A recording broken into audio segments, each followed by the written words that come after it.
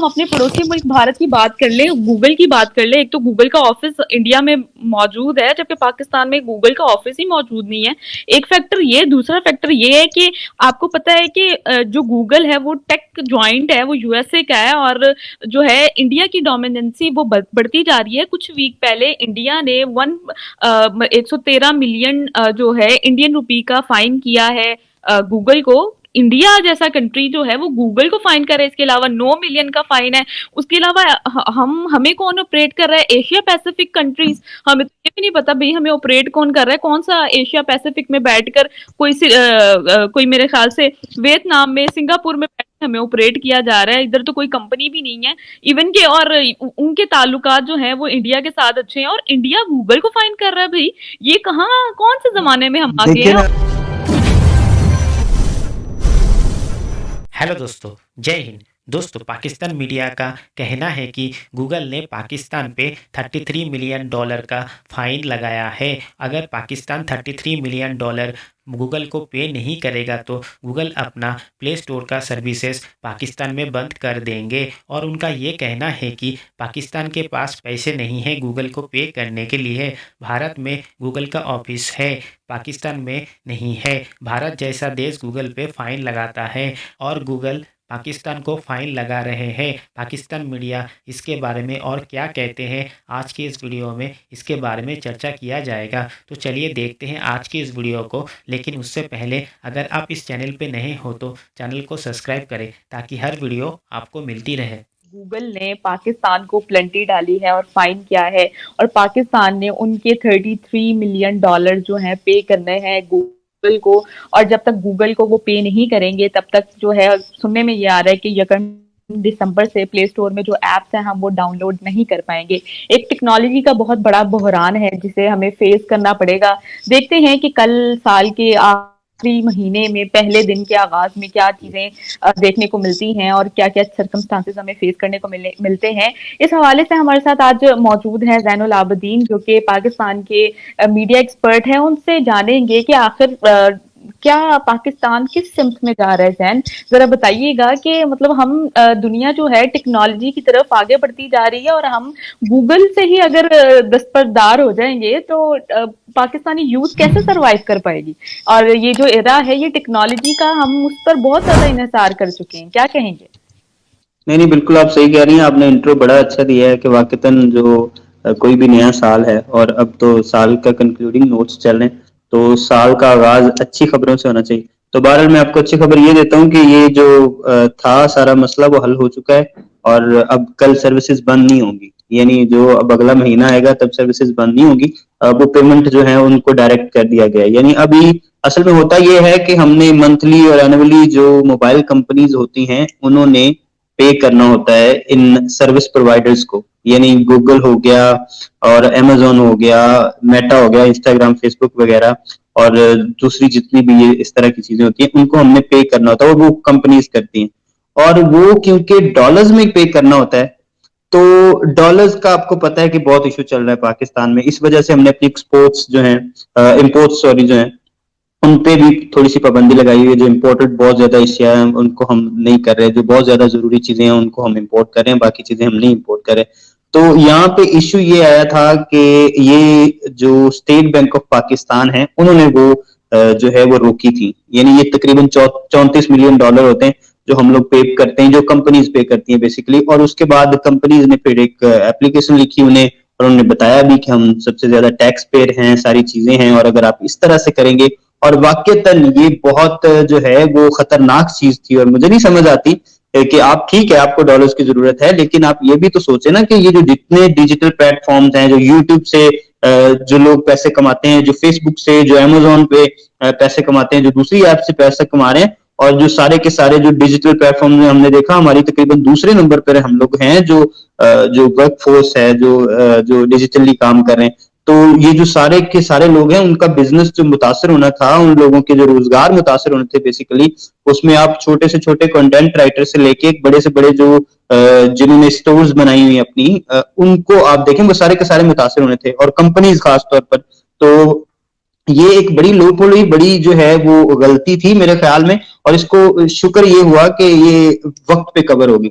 और अब इसका जिम्मेदार मैं जो समझता हूँ वो समझता हूँ जी पिछली हुकूमतों को, पिछली हुकूमतों इन सेंस इस हुकूमत को भी, क्योंकि इनकी प्रायोरिटीज जो है वो शायद उस तरफ है ही नहीं, क्योंकि ये लोग तो आपस में जो है वो चूहे और बिल्ली का खेल खेल रहे हैं ना, और ये तो सियासत सियासत खेल रहे हैं। इनको तो पता ही नहीं चल रहा कि आईटी में क्या चल रहा है और हमारी किस तरह से जरूरी चीजें हैं। और स्टेट बैंक को जो इख्तियारात दिए गए इमरान खान साहब के दौर में, उसके बाद जो आईएमएफ से हमारी डील हुई और हमने जिसे इंडिपेंडेंट करने की कोशिश की, और उसका ये हमें आज ही खमियाजा एक देखने को मिला कि उन्होंने खुद से फैसला कर लिया कि हमने डॉलर बचाने की वजह से और डॉलर बचाने की गर्ज से हमने ये पेमेंट्स नहीं करनी, हमने ये पेमेंट्स रोक दी।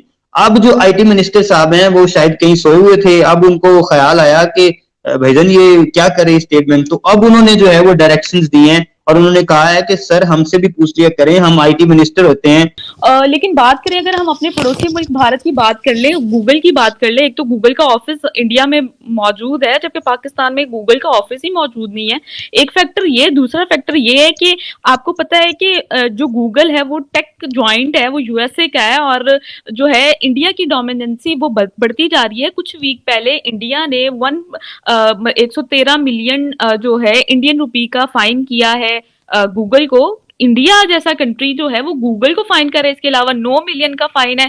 उसके अलावा हमें कौन ऑपरेट कर रहा है? एशिया पैसिफिक कंट्रीज, हमें तो ये भी नहीं पता भाई हमें ऑपरेट कौन कर रहा है। कौन सा एशिया पैसिफिक में बैठकर कोई मेरे ख्याल से वियतनाम में, सिंगापुर में हमें ऑपरेट किया जा रहा है। इधर तो कोई कंपनी भी नहीं है इवन के, और उनके ताल्लुकात जो हैं वो इंडिया के साथ अच्छे हैं और इंडिया गूगल को फाइन कर रहा है। भाई ये कहाँ, कौन से जमाने में हम आ गए हैं? देखिए आप ये देखें ना, आप ये फिर आप जब कंपैरिजन करते हैं जी हमने इंडिया से मुकाबला करना है, हम कहते हैं जी हम क्रिकेट मैच होता है और उसमें हम अगर जीतते हैं तो हम कहते हैं हमने इंडिया फतह कर दिया है, ठीक है, और हम कहते हैं हम बाप हो गए हैं, वो बेटे हो गए हैं, या वो ये एक क्लैश हमें नजर आता है। ठीक है, आप देखें ना ये क्या किस तरह की प्रायोरिटीज हमारी, हमारा क्या सारा का सारा फोकस वो एक क्रिकेट मैच पे है।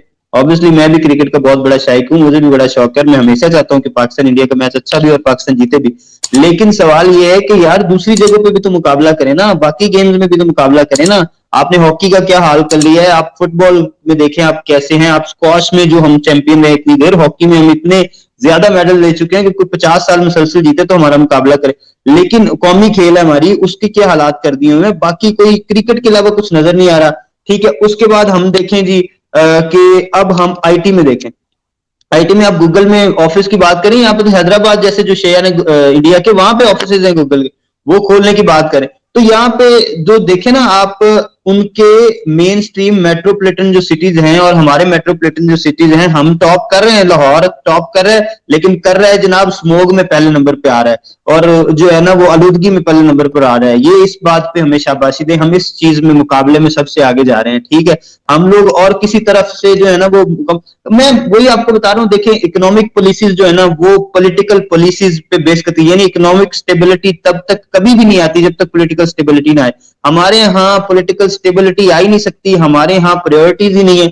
और देखें यहाँ पे ऐसे मुल्क भी हैं जहां पे अब हमारे यहाँ ये एक जो है ना वो बात बताई जाती है, हमें बताते हैं हमारे बड़े कि पॉलिटिकल स्टेबिलिटी जो है ना वो आएगी तो इकोनॉमिक स्टेबिलिटी आएगी, और हम इस चीज को मानते भी हैं और हमें लगता भी है, पता भी चलता है। लेकिन सवाल ये है कि आप लोगों को अगर पता है कि आप लोग नहीं 5 साल पूरे कर सकते, आपको पता है कि कोई भी वजीर आजम 5 साल पूरे नहीं कर सका, तो आप ये करें ना कि सर इकोनॉमिक पॉलिसीज को सेपरेट कर दें, उनको किसी ऐसे इदारे के अंडर कर दें जो है 5 साल पूरे करता हो, जो 6 साल पूरे करता हो, जो 8 साल पूरे करता हो, जो फॉर द लाइफ टाइम वो साथ साथ चलता रहे। जैसे आप इटली की मिसाल लें, इटली में 100 साल में कितनी गवर्नमेंट्स बदली होंगी, मैं कहता हूँ 1.5 साल 2 साल बाद गवर्नमेंट बदलती रही है। लेकिन आप देखें यूरोप का जो है वो टॉप कंट्रीज में है इटली, और बेहतरीन किस्म की इकोनॉमिक सिचुएशन है उसकी, वो तो कभी भी नहीं इस तरह से डिफॉल्ट के करीब आया होगा जिस तरह से हम आए हैं। तो क्या है, उन्होंने अब सेपरेट किया हुआ है कि हुकूमत जिस बंदे की मर्जी आए, जो मर्जी जमात इक्तदार में आए, लेकिन वो अपनी इकोनॉमिक पॉलिसीज को अपनी पॉलिटिकल पॉलिसीज से सेपरेट रखेंगे। ये नहीं होगा कि यहाँ पे गली बन रही है तो वहां पे इमरान खान साहब के नाम की तख्ती लगी होगी, ये नहीं होगा कि सीपैक बन रहा है तो नवाज शरीफ साहब जाएंगे तो सीपैक बंद हो जाएगा, ये नहीं होगा कि जनाब इमरान खान साहब आएंगे तो एहसास प्रोग्राम बंद हो जाएगा और इस जाएंगे तो तो ये जो चीजें है ना, ये आपके जो है वो माइंडसेट को डिटरमिन करती है कि आप मुल्क के साथ लॉयल हैं या अपनी पर्सनल सियासत के साथ लॉयल हैं। तो वो पर्सनल सियासत सियासत खेल रहे हैं, मुल्क से उन्हें कुछ लेना देना नहीं है, उन्हें कोई फर्क नहीं पड़ता कि मुल्क में क्या चल रहा है और किस चीज का फायदा है, किस चीज का नुकसान है। उन्होंने बस क्या करना है, अपनी एक टर्म पूरी करनी है, अपनी कुर्सी बचानी है। और इंडिया से मुकाबले की बात आप कर रही हैं, तो मैं नहीं समझता ये हम जो है ना, ये एक प्रैंक होगा, ये एक मजाक होगा कि हम इंडिया को अपने खुद के साथ कंपैरिजन में रखें। उन लोगों की इकोनॉमिक पॉलिसीज बेहतरीन है, उनकी पॉलिटिकल पॉलिसीज बेहतरीन है। 10-10 साल एक गवर्नमेंट जब करके जाएगी तो वो फिर डिलीवर भी करेगी। आप देख रही हैं मोदी साहब जो है वो, उनको अगली टर्म के लिए भी समझा जा रहा है, कोई शायद आएंगे, और 10 साल के करीब तो वो हो चुके हैं, उनके 8-9 साल हो चुके होंगे। तो अब 2 टर्म्स वो पूरी कर चुके हैं। जब एक बंदे को इतना कॉन्फिडेंस आ जाए कि उसको पता हो कि मैं अगर डिलीवर करूंगा तो अगली टर्म भी मेरी है, ठीक है। यहाँ पे ये होता है कि 3 दफा वजीर आजम रहने वाले और बेहतरीन किस्म का डिलीवर करने वाले जो हैं वो एकदम से गायब हो जाते हैं, ठीक है। 3.5 साल में हम देखते हैं कि बेहतरीन किस्म की पॉलिसीज की बात करते हैं और समझते हैं कि हम बेहतरीन जगह पे चल रहे हैं, और एकदम से धड़ाम। तो ये चीजें जो है ना, ये तो हमारा हिस्सा है। दोस्तों, आज की इस वीडियो में फ़िलहाल इतना ही। अगर आपको ये वीडियो पसंद आया तो वीडियो को ज़्यादा से ज़्यादा शेयर करें और ताज न्यूज़ चैनल को सब्सक्राइब करें।